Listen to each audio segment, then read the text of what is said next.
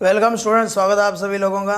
तो जिन भी स्टूडेंट का आईटीआई के अंदर सेकंड ईयर का एग्ज़ाम होने वाला है उनके लिए काफ़ी ये इंपॉर्टेंट क्लास रहेगी, क्योंकि आपको ये पता चलेगा कि आईटीआई के अंदर किस तरीके के क्वेश्चन पूछे जाते हैं, उनका स्टैंडर्ड जो होता है, लेवल जो होता है वो क्या रखा जाता है। और ये जो आपको सामने स्क्रीन पर जो दिखाई दे रहे हैं वो आईटीआई थर्ड सेमेस्टर का है। मतलब अगर आप लोग देखें तो सेकेंड ईयर जो है वो थर्ड सेमेस्टर और फोर्थ सेमेस्टर को मिक्स करके तैयार किया गया है। इसका मतलब आपका जो थर्ड सेमेस्टर के अंदर और जो फोर्थ सेमेस्टर के अंदर जो सिलेबस था वही आपके सेकंड ईयर का सिलेबस रहेगा। और यहाँ किस तरीके से आपसे क्वेश्चन पूछे जाते हैं वो आपको यहाँ दिए गए हैं। क्वेश्चनों की संख्या अगर देखा जाए तो 50 ही रहेगी, और लेकिन जो पहले 150 मार्क्स यानी कि 3 नंबर का क्वेश्चन हुआ करता था, अब ये क्वेश्चन जो पेपर जो होगा आपके 100 नंबर का होगा और इसमें किसी भी प्रकार की नेगेटिव मार्किंग नहीं होती। और जहाँ तक बोर्ड का कहना है कि इस बार जो है आपकी परीक्षा ऑनलाइन ली जाएगी, लेकिन अभी तक ये पूरा क्लियर नहीं हुआ है। इसके अलावा जो भी स्टूडेंट नए हैं इस चैनल के ऊपर, तो आप लोग प्ले स्टोर में जाइए और अपनी बीच ऐप एजुकेशन ऐप जो है उसको डाउनलोड कीजिए। वहाँ आपको नई नई वीडियो मिलेगी, इसके अलावा पेड कोर्स भी मिलेगा, इसके अलावा आप लोगों को क्लास नोट्स भी मिलेंगे। इसके अलावा आपको इसके अलावा जो थ्योरी के जो स्पेशल नोट्स होंगे, एमसीक्यूज जो अपने पास पीडीएफ होगी वो भी आपको वहाँ से मिलेगी। इसके अलावा क्लास को लाइक और शेयर जरूर करने का काम कीजिए। तो ये क्वेश्चन पेपर पूरा इंग्लिश में रहेगा, लेकिन मैं हिंदी में अनुवाद करूँगा, तो क्लास को बीच में छोड़कर मत जाइए और अपनी इस क्लास को ज़्यादा से ज़्यादा शेयर करने का प्रयास कीजिए। पहला क्वेश्चन देखिए क्या दिया गया है। आपको जो दे रखा है कि जो when the Growler is connected 230 volt AC supply, यानी कि आप लोग काम क्या करोगे, जब ग्राउलर देखा होगा इस तरीके से, ठीक है, तो ग्राउलर होगा ये, और इस ग्राउलर के ऊपर आर्मेचर को रखा जाता है। तो यही आपसे ये पूछा गया है कि जब ग्राउलर को आप लोग 230 वोल्ट की सप्लाई से जोड़ोगे और आर्मेचर को इसके ऊपर रखेंगे, तो ये जो अरेंजमेंट जो किया आपने किसकी समान काम करेगा, पोटेंशियल डिवाइडर की तरह काम करेगा, मतलब विभव विभाजक की तरह करेगा, एसी मोटर की तरह करेगा, डीसी ब्रिज की तरह करेगा, ट्रांसफार्मर की तरह करेगा। तो यहाँ अगर हमने बात करें तो इस क्वेश्चन का जो राइट आंसर जो होगा वो रहेगा अपना ट्रांसफार्मर रहेगा। अब ट्रांसफार्मर के समान क्यों करेगा ये, इसके पीछे रीज़न देखिए क्या रहेगा। क्योंकि ट्रांसफार्मर के अंदर क्या होगा कि प्राइमरी वाइंडिंग का फ्लक्स काम क्या करेगी, सेकेंडरी वाइंडिंग काटती है, यही होगा। तो यहाँ काम क्या होगा, ग्राउलर को जब आप लोग सप्लाई से जोड़ेंगे तो ग्राउलर काम क्या करेगा, और ये आकृति में होता है, ये भी ध्यान रखोगे। और ये आर्मेचर जो क्या करेगा, इसका फ्लक्स काटेगा। तो यहाँ से इस आर्मेचर के ऊपर अपने हेक्साब्लेड, अपने इसके अलावा स्पार्किंग और एक अपने पास मिली वोल्टमीटर, तो यहाँ से अपने 3 प्रकार के इसके अंदर टेस्ट करेंगे, ओपन सर्किट, शॉर्ट सर्किट और कुंडली जो है वो विपरीत है, यानी इसके अलावा अर्थ फॉल्ट का भी अपने टेस्ट कर सकते हैं। तो ये जो अरेंजमेंट जो होगा वो ट्रांसफार्मर के समान रहेगा। इसके अलावा अगर आपसे ये पूछा जाए कि आर्मेचर वाइंडिंग के अंदर फॉल्ट को डिटेक्ट करना है, उसको चेक करना है, तो इसमें कौन से ग्राउलर को यूज़ करेंगे, तो ये जो आपको ग्राउलर दिखाई दे रहा है ये एक्सटर्नल ग्राउलर रहेगा, ठीक है, तो ग्राउलर का यूज़ करेंगे। अगला देखिए, अगले क्वेश्चन में दे रखा है कि ये मोटर है और जो घरों में जो वैक्यूम क्लीनर अगर आप लोग यूज़ करोगे, ठीक है, तो वैक्यूम क्लीनर के अंदर आपसे पूछा गया कौन सी मोटर का यूज़ करेंगे। यूनिवर्सल मोटर का यूज़ करोगे, केज मोटर यानी कि गिलहरी पिंजरा के बारे में पूछा गया है, और वाउंड रोटर मोटर होगा या शंट वाउंड होगा। और वाउंड रोटर का अगर पूछा जाए तो ये ध्यान रखना स्लिपरिंग के बारे में बात कर रहे हैं। तो जो वैक्यूम क्लीनर होगा, मिक्सी होगी, ठीक है, यहाँ जो मोटरें जो यूज़ की जाती है वो यूज़ की जाएगी यूनिवर्सल मोटर एक ऐसी है जो एसी और डीसी दोनों सप्लाई पर काम करेगी, लेकिन इसके अंदर ध्यान रखना जो चेंजिंग की जाती है, कंपनसेटिंग वाइंडिंग यूज़ की जाती है, इंटरपोल यूज़ किए जाते हैं, हाई कार्बन प्रतिरोध के कार्बन ब्रश यूज़ किए जाते हैं ताकि स्पार्किंग को घटाया जा सके। एसी की तुलना में जो डीसी की तुलना में एसी पर एफिशिएंसी कम होती है, स्पीड कम होती है, लेकिन स्पार्किंग जो होती है वो ज़्यादा होती है। तो इस क्वेश्चन का ए राइट आंसर रहेगा। अगला क्वेश्चन देखिए, अगले क्वेश्चन में दे रखा है the type of single phase induction motor having the highest power factor at full load. तो फुल लोड पर किसका पावर फैक्टर जो होगा वो सबसे ज़्यादा होगा। तो यहाँ फुल लोड पर आपको बताना है, तो शेडेड पोल का होगा, स्प्लिट फेज का होगा, कैपेसिटर स्टार्ट का होगा या कैपेसिटर रन का होगा। तो यहाँ कैपेसिटर जो स्टार्ट होगी और कैपेसिटर रन की अगर अपने बात करें तो ये परमानेंट मैग्नेट के बारे में बात कर रहे हैं। और आपसे जो पूछा गया है फुल लोड पर जो टॉर्क पूछा गया वो आपसे पूछा गया, स्टार्टिंग टॉर्क के बारे में बात नहीं कर रहा। अगर मैं यहाँ बात करूँ तो शेडेड पोल का स्टार्टिंग रनिंग टॉर्क दोनों कम होगा, और इन चारों में स्टार्टिंग टॉर्क कैपेसिटर स्टार्ट का होगा, और लेकिन फुल लोड पर जो पावर फैक्टर हाईएस्ट होगा वो कैपेसिटर रन का होगा। तो डी इस क्वेश्चन का राइट आंसर होगा। अगले क्वेश्चन में है कि method of braking induction motor by interchanging the supply of the two starter phase winding. यानी कि हमने काम किया कि इंडक्शन मोटर है, उसके 3 फेज में से 2 फेजों को आपस में इंटरचेंज कर दिया। मान लीजिए 3 फेज थे और आपने काम किया कि इन 2 फेजों को आपस में इंटरचेंज कर दिया। तो ये जो आपने चेंज किया ये क्या कहलाएगा? प्लगिंग बोलेंगे, स्टॉपिंग बोलेंगे, कम्यूटेशन बोलेंगे या रिटार्डिंग बोलेंगे। तो आपने ब्रेकिंग पढ़ा होगा, ये ब्रेकिंग का एक मेथड रहेगा, तो इसको बोलेंगे प्लगिंग। तो ए इस क्वेश्चन का राइट आंसर रहेगा। अगला देखिए, if A 3 phase induction motor is switched on, मतलब जब आपने 3 फेज इंडक्शन मोटर को ऑन किया और 1 फेज ओपन है तो मोटर क्या होगी? मोटर स्लो स्पीड पर चलेगी, मोटर जल जाएगी, मोटर हाई स्पीड पर चलेगी या मोटर नहीं चलेगी। तो अगर आप लोग इसको प्रैक्टिकली करके भी देखेंगे तो रोटर जो होगा वो कंपन करेगा और इस कंडीशन के अंदर मोटर जो होगी वो गर्म हो सकती है और जल सकती है। तो ये अपने को याद रखना है कि अगर स्टार्टिंग के अंदर होगा तो मोटर नहीं चलेगी, ठीक है, बर्न भी हो सकती है। और ठीक है, तो motor disconnect the motor will, sorry इस क्वेश्चन का जो राइट आंसर होगा अपना डी करना पड़ेगा। लेकिन अगर ये मोटर लोड पर होगी और मोटर चलते समय 1 फेज ओपन हो जाएगा तो उस वजह से क्या होगा? मोटर जल सकती है। तो अगर ये लोड पर पूछा जाता है तो बी करते हैं। अगला है the running of induction motor है slow speed at steady speed which much less than the actual speed is known as. यानी कि मोटर जो है वो काम क्या करेगी? अपनी जो वास्तविक स्पीड है उससे कम स्पीड पर चल रही है, तो इसको आप लोग क्या बोलेंगे? क्राउलिंग बोलेंगे, डैम्पिंग बोलेंगे, सिंकिंग बोलेंगे या एगिंग बोलेंगे। तो आपने 2 फॉल्ट पढ़ा होगा, एक सिंगल फेजिंग फॉल्ट होगा, एक क्राउलिंग होगा और एक अपने पास कोगिंग होगा। कोगिंग के अंदर मोटर जकड़न हो जाता है, चलती नहीं है। और क्राउलिंग के अंदर ये क्या होगा? 7th हार्मोनिक्स की वजह से होगा और इस वजह से मोटर क्या करेगी? अपनी स्पीड जो होती है वो निर्धारित चाल की 1/7 चाल पर चलती है। तो इस क्वेश्चन का जो अपना राइट आंसर होगा वो क्या रहेगा? क्राउलिंग रहेगा। अगला क्वेश्चन देखिए, अगला दे रखा था distribution of load between the 2 alternator operating in the parallel can be changed by changing. मतलब क्वेश्चन में ये है कि 2 अल्टरनेटर है वो समांतर में चल रहे हैं और उनका लोड जो शेयरिंग होगा वो अगर अपने को कम ज़्यादा करना है, मतलब वो चेंज करना है, तो आप लोग किस चीज़ को चेंज करेंगे? उनके फेज सीक्वेंस को चेंज करेंगे, उनके फील्ड के एक्साइटेशन को चेंज करेंगे, करंट की डायरेक्शन चेंज करेंगे, या जो प्राइम मूवर जो होगा उनके टॉर्क को चेंज करेंगे। तो अपने को काम क्या करना पड़ेगा? जो एक्साइटेशन होगा वो चेंज करेंगे इस कंडीशन के अंदर, क्योंकि अगर फेज सीक्वेंस चेंज किया तो वो मोटर जो अल्टरनेटर होंगे वो शॉर्ट सर्किट हो जाएंगे। तो इस क्वेश्चन का बी अपना क्या रहेगा? राइट आंसर रहेगा। अगला क्वेश्चन देखिए, 3 फेज सिंक्रोनस मोटर है और इसको एसी सप्लाई से कनेक्ट कर दिया, फुल लोड पर है और यूनिटी पावर फैक्टर है। If it's soft load is reduce by half, यानी कि आपने काम क्या किया? जो सॉफ्ट का लोड है उसको आधा कर दिया और फील्ड करंट है वो क्या है? कांस्टेंट है। इसका नया जो पावर फैक्टर होगा वो आपको बताना क्या रहेगा। यानी कि एक 3 फेज इंडक्शन मोटर थी, उसको एसी सप्लाई से जोड़ रखा था, फुल लोड पर चल रही थी, उसका पावर फैक्टर क्या था? 1 था। और इस कंडीशन के अंदर मोटर पर आपने क्या कर दिया? सॉफ्ट का लोड क्या कर दिया? आधा। और फील्ड करंट है उसको किसी भी प्रकार से चेंज नहीं किया, तो उसका पावर फैक्टर आपको बताना क्या रहेगा? यूनिटी होगी, लीडिंग होगी, लैगिंग होगी या मोटर के पैरामीटर पर डिपेंड करेगा। तो इस कंडीशन के मोटर के अंदर जो पावर फैक्टर होगा वो क्या हो जाएगा? लैगिंग हो जाएगा। ठीक है, तो इस क्वेश्चन का जो राइट आंसर होगा अपना क्या रहेगा? 1 सेकंड रुकिए, सिंक्रोनस मोटर है तो इसका पावर फैक्टर जो होगा वो क्या रहेगा? अपना यूनिटी रहेगा।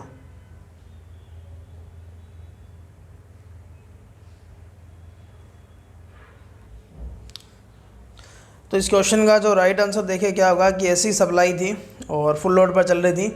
जैसे ही आप लोग लोड को कम करेंगे तो ये काम क्या करेगा? जो करंट जो ले रही थी वो उसको देना स्टार्ट करेगी, मतलब ये लीडिंग पावर फैक्टर पर काम करेगी। जैसे कैसे? आपने देखा होगा इस तरीके से। तो यहाँ अपने को पता है यूनिटी पावर फैक्टर होगा, उसके बाद ये काम क्या करेगी? करंट को क्या करेगी? जैसे ही लोड को आधा करेंगे तो इसकी करंट जो होगी वो अब लीडिंग करंट होगी। तो इस क्वेश्चन का जो राइट आंसर होगा वो भी होगा।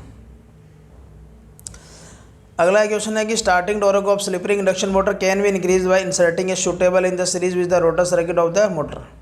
मतलब एक इंडक्शन मोटर है, उसका स्टार्टिंग टॉर्क वृद्धि करना है तो आप लोग रोटर में क्या चीज़ इंसर्ट करोगे? क्या चीज़ रखोगे? कैपेसिटर रखोगे, रेजिस्टेंस रखोगे, इंडक्टर या ओवरलोड रिले। तो आपने देखा होगा कि जो स्लिप रिंग इंडक्शन मोटरें जो होती है उनमें काम क्या किया जाता है? जो रेजिस्टेंस होता है वो काम क्या करेंगे? इंक्रीज करेंगे, ताकि स्टार्टिंग टॉर्क में क्या हो? वृद्धि हो। क्योंकि जो स्लिप रिंग इंडक्शन मोटर होगी उसमें रोटर सर्किट में बाहर से प्रतिरोध को जोड़ा जा सकता है, जबकि जो गिलहरी पिंजरा होगी उसमें रोटर छड़ों को तिरछा रख कर इस चीज़ को किया जाता है। तो इस क्वेश्चन का भी राइट आंसर होगा। अगले क्वेश्चन में है कि जो ग्राउलर जो होगा वो सॉफ्ट आयरन पीस का बना होगा, तो उसकी आकृति आपको बताना कैसा होगा। ई और आई आकृति में होगा, सेल में होगा, टी और यू होगा या एच में होगा। तो ये मैंने आपको पहला, दूसरा, तीसरा इनमें से कोई एक क्वेश्चन करवाया था। अपना पहला क्वेश्चन था उसमें भी मैंने आपको करवाया था कि उसकी जो शेप जो होगी वो क्या होगी, एच आकृति की होगी। तो डी इस क्वेश्चन का क्या रहेगा, अपना राइट आंसर होगा। अगला है कि voltage regulation of alternator with power factor of 0.8 lagging is power factor. ठीक है, तो मतलब वोल्टेज रेगुलेशन आपको बताना है कि 0.8 लैगिंग पावर फैक्टर पर होगा। ठीक है, तो ये यूनिटी की तुलना में आपको बताना है, is eight unity power factor. तो वोल्टेज रेगुलेशन इकाई पावर फैक्टर से जो होगा वो 0.8 पर क्या होगा, ज़्यादा होगा, कम होगा, सेम होगा या 100% होगा। तो अपने को पता है कि जो इकाई पावर फैक्टर पर जो वोल्टेज रेगुलेशन अगर आ रहा है 2%, तो 0.8 पर क्या होगा, वोल्टेज रेगुलेशन क्या होगा, बढ़ेगा। मतलब अगर ये 2 है तो ये 2 से क्या होगा, ज़्यादा होगा। तो इसका मतलब ये हुआ क्योंकि करंट बढ़ेगी तो आर्मेचर का वोल्टेज ड्रॉप बढ़ेगा, तो उस वजह से क्या होगा, 0.8 पर जो होगा वो पावर फैक्टर पर जो वोल्टेज रेगुलेशन होगा वो ग्रेटर देन होगा इकाई पावर फैक्टर की तुलना में। अगला देखिए, एक सीलिंग फैन में कौन सी मोटर का यूज़ करेंगे। कैपेसिटर स्टार्ट होगी, यूनिवर्सल होगी, कैपेसिटर स्टार्ट और कैपेसिटर रन होगी या स्प्लिट फेज मोटर होगी। तो यहाँ इस क्वेश्चन का आंसर दीजिए क्या रहेगा। तो इस क्वेश्चन के अंदर देखिए, अगर परमानेंट दिया होता तो आप लोग वो करते, परमानेंट नहीं दिया होता तो कैपेसिटर रन करते, कैपेसिटर रन भी नहीं दिया तो आप लोग कैपेसिटर स्टार्ट करना पड़ेगा और कोई अपने पास ऑप्शन नहीं है। तो ए इस क्वेश्चन का राइट आंसर होगा। अगले क्वेश्चन में दे रखा है कि वोल्टेज रेगुलेशन है वो alternator is larger than A DC generator because of, कि अल्टरनेटर जो होगा उसका जो वोल्टेज रेगुलेशन जो होगा वो डीसी जनरेटर की तुलना में ज़्यादा होगा। इसके पीछे रीज़न आपको बताना है। लार्ज आर्मेचर रिएक्शन रेजिस्टेंस होगा, मतलब आर्मेचर का प्रतिरोध अल्टरनेटर में ज़्यादा होगा।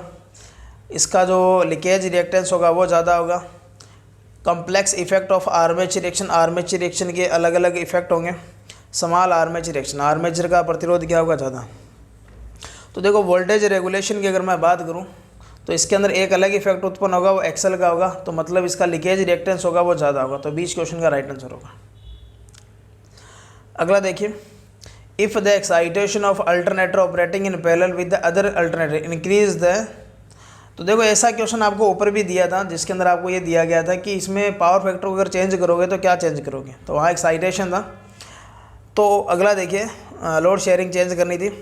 Excitation of alternator increase the normal value of excitations, यानी कि 2 अल्टरनेटर अगर समांतर में चल रहे हैं, किसी एक अल्टरनेटर का एक्साइटेशन बढ़ा देंगे तो क्या होगा।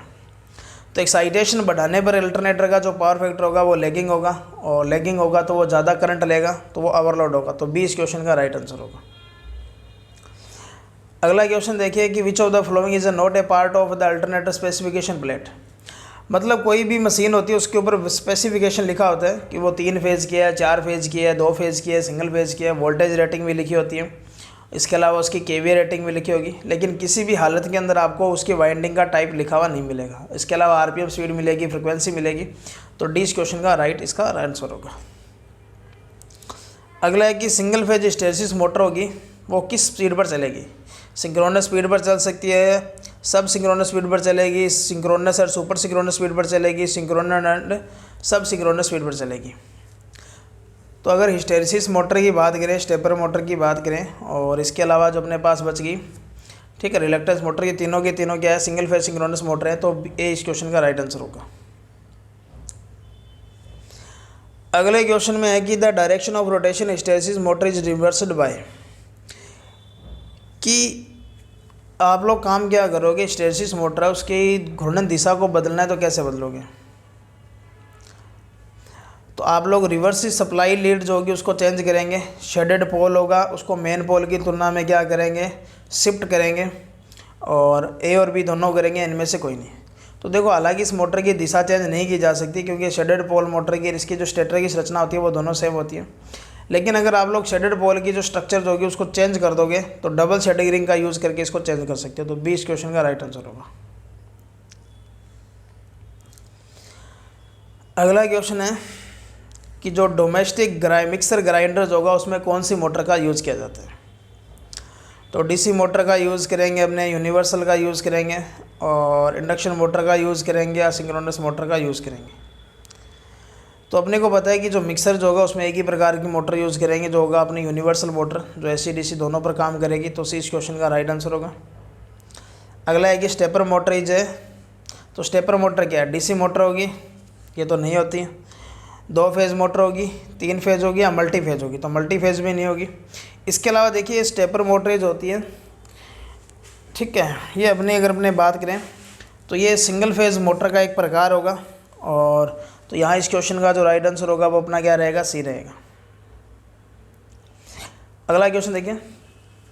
अगले क्वेश्चन में है कि डिफरेंस का मतलब अंतर रहेगा रोटेटिंग मैग्नेटिक फील्ड यानी कि NS और रोटर स्पीड यानी कि NR, इन दोनों का जो अंतर होगा वो आपसे पूछा गया क्या होगा। तो NS और NR का जो अंतर होगा वो आपसे पूछा गया।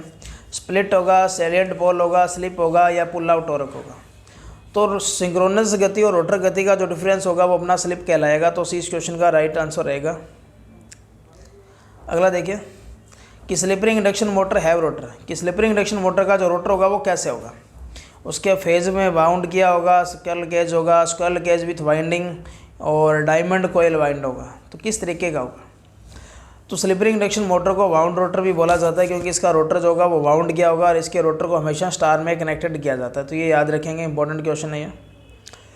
इसके अलावा देखिए अगला क्वेश्चन, 3 फेज इंडक्शन मोटर है और उसकी स्लिप जो एस है, मैकेनिकल पावर आपसे पूछा गया डेवलप होगी, वो क्या होगी?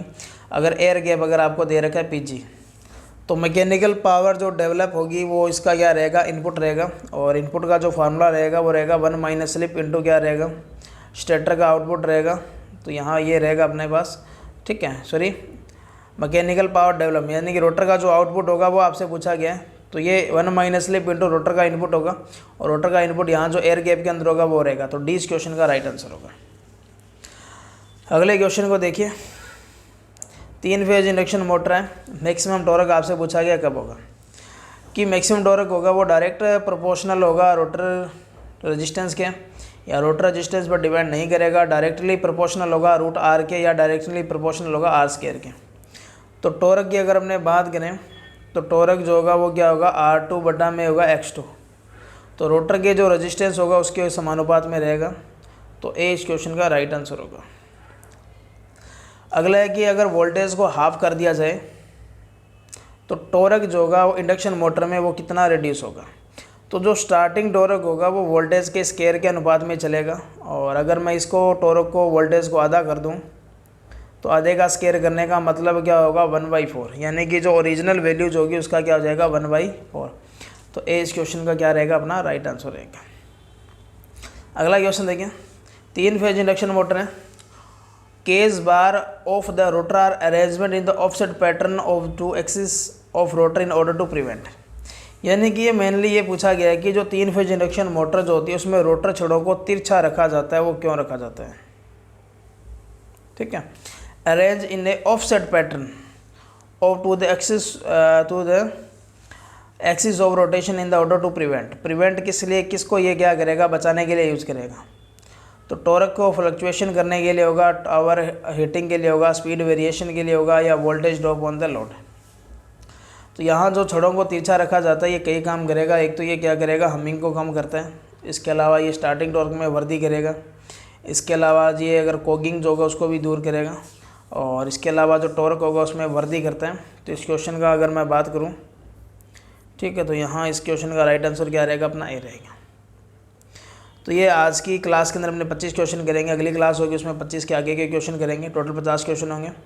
तो सभी स्टूडेंट जो है वो BHM एजुकेशन ऐप को डाउनलोड कीजिए, क्लास को शेयर कीजिए, ऐप को भी शेयर कीजिए। इसके अलावा उसके अंदर जो भी स्टडी मटेरियल आपको प्रोवाइड करवाया गया उसको डाउनलोड कीजिए, अच्छे तरीके से पढ़िए। तो मिलेंगे नेक्स्ट टाइम, तब तक के लिए धन्यवाद। जय हिंद, जय भारत।